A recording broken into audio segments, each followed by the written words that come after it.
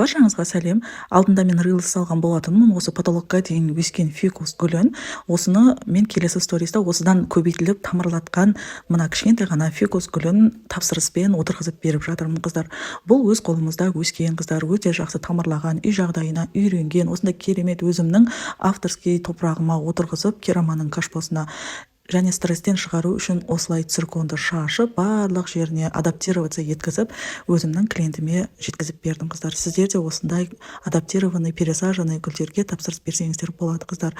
Маған WhatsApp-қа жазсаңыздар, гүлдердің кез келген топырағы, дәрі-дәрмектері, препараттары және де одан да бөлек заттарға тапсырыс берсеңіздер болады. Міне осылай өзімнің клиентімнің үйіне жетті, қыздар. Міне қарап көрсеңіздер болады отзывты. Файда ханым доставканы әкеп тастады. Әдемі пересадка жасап беріп, сіз қазір ашып көріп жатырмын.